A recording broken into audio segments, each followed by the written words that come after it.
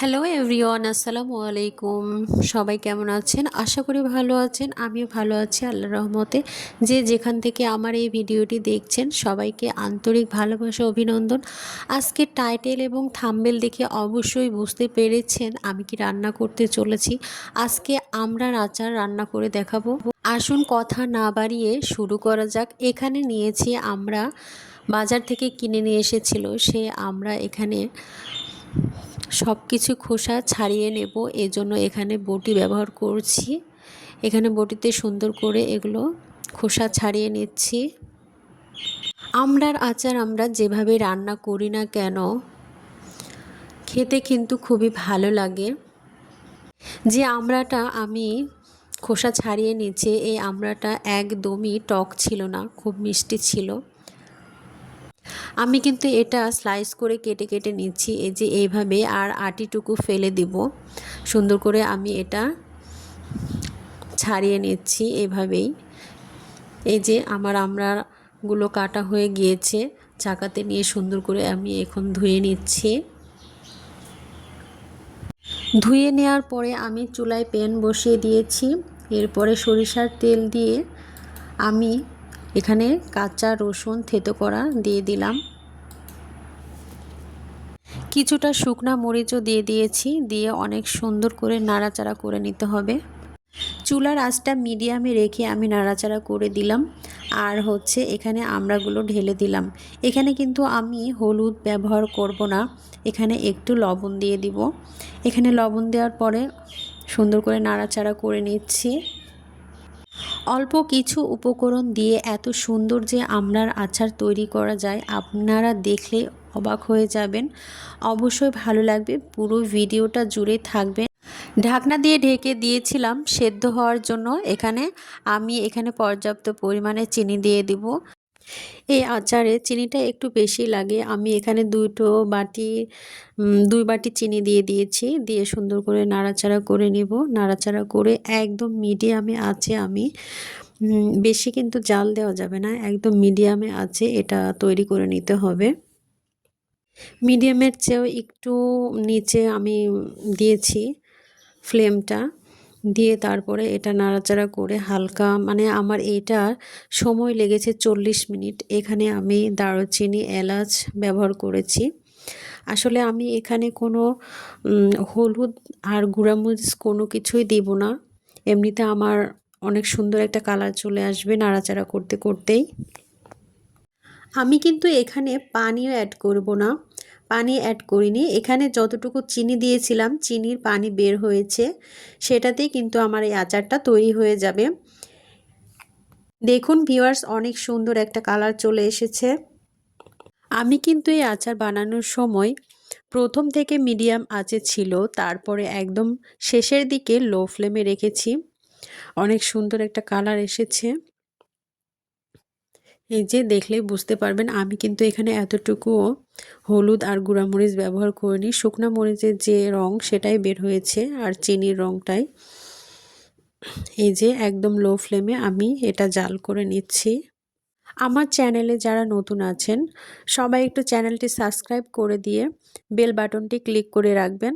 নিত্য নতুন ভিডিও সবার আগে আপনার কাছে পৌঁছে যাবে। আর চ্যানেলে যারা অলরেডি আছেন আমার বন্ধু হয়ে, সবাইকে অনেক অনেক ভালোবাসা, অভিনন্দন। পুরো ভিডিওটা দেখে ফুল ওয়াচ করে সুন্দর একটা মন্তব্য রাখবেন। এখানে আমি চুলায় মাটির সরা দিয়েছি, দিয়ে এখানে মশলা আমি ভেজে নিব। মশলার জন্য আচারে যদি এই মশলাটা না দেওয়া হয় কিন্তু ভালো লাগে না। এখানে নিয়েছি ডাল সম্বরা, জিরা আর মেথি। এগুলো আসলে আচারে দিলে খুবই ভালো লাগে, এজন্য আমি এখানে এগুলো ভেজে নিচ্ছি। ভেজে নিয়ে এগুলো সম্পূর্ণটাই আমি গুঁড়ো করে নিব। এই যে আমার এগুলো ভাজা হয়ে গিয়েছে, আমি এগুলো গুঁড়ো করে নিয়ে ফিরে আসছি। এই যে আমার এগুলো গুঁড়ো হয়ে গিয়েছে।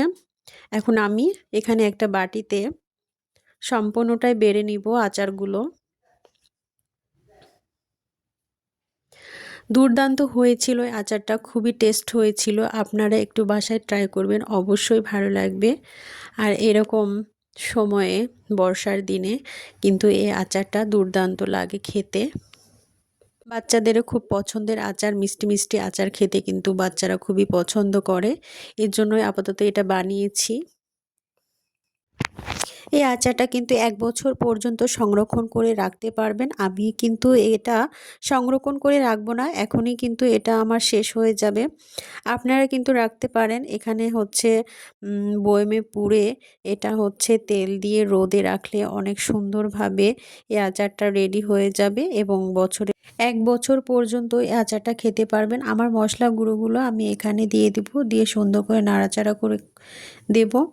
আসলে এটা একবারে আমি দেব না, অর্ধেকটা দিয়ে মিক্সড করে নেব। এই যে এখানে দিয়ে দিলাম, এরপরে চামচ দিয়ে সুন্দর করে মিক্সড করে নিচ্ছি। সুন্দর করে মিক্সড করে নেওয়ার পরে আবারও গুঁড়োগুলো দিয়ে দিব, সম্পূর্ণটাই অ্যাড করব আস্তে আস্তে। এই যে আমি এগুলো ঢেলে দিলাম, সম্পূর্ণগুলোই ঢেলে দিলাম। এরকম করে আচার তৈরি করলে কিন্তু খুবই ভালো লাগে খেতে। এই তো আমার সম্পূর্ণটাই অ্যাড করা হয়ে গিয়েছে। দেখুন অনেক সুন্দর একটা কালার এসেছে, খুবই ভালো লাগছিল এই আচারটা খেতে। ভিউয়ার্স, আমার এই ভিডিওটি কোনো অংশে যদি ভালো লেগে থাকে অবশ্যই লাইক কমেন্ট শেয়ার করে পাশেই থাকবেন। অনেক সুন্দর সেদ্ধ হয়ে গিয়েছে, আপনাদের একটু দেখাচ্ছি এই যে হাত দিয়ে দেখুন অনেক সুন্দর সেদ্ধ হয়ে গিয়েছে। দেখতে কতটা লোভনীয় হয়েছে ভিউয়ার্স, দেখুন অনেক সুন্দর একটা কালার এসেছে। অবশ্যই আপনারা বাসায় ট্রাই করবেন, খুবই ভালো লাগবে। আর জুস কিচেনের আচার দুর্দান্ত খেতে লাগে, অবশ্যই আমার মতো করে ট্রাই করবেন, দেখবেন অবশ্যই আপনাদের খুবই খুবই ভালো লাগবে। ভিডিওটা যদি ভালো লেগে থাকে ভিউয়ার্স অবশ্যই লাইক কমেন্ট শেয়ার করে পাশেই থাকবেন। আমি এই আচারগুলো কিছুটা বয়মে পুড়ে রাখবো, এর জন্যই আমি এখানে কাচের বয়ম নিয়েছি। কাচের বয়ম নিয়ে এখানে আমি এটা আস্তে আস্তে সম্পূর্ণটাই উঠিয়ে নেব। এই যে কাচের বয়মটা নিয়েছি, এখানে আস্তে আস্তে সম্পূর্ণটাই চামচ দিয়ে তুলে এটা পুড়ে নেব।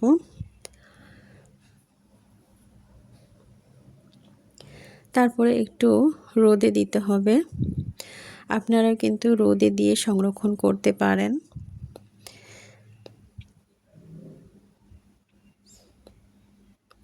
আমি কিন্তু এটা টেবিলে রাখার জন্যই আমি কাচের বয়মে রাখবো।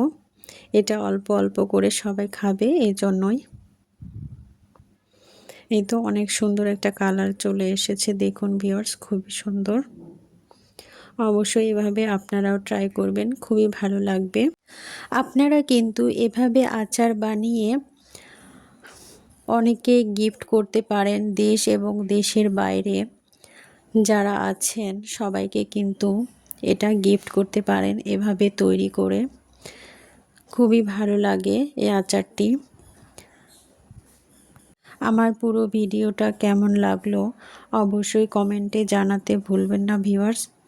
সবাই ভালো থাকবেন, সুস্থ থাকবেন, সকলের সুস্বাস্থ্য কামনা করে এখানেই বিদায় নিচ্ছি। আল্লাহ হাফেজ।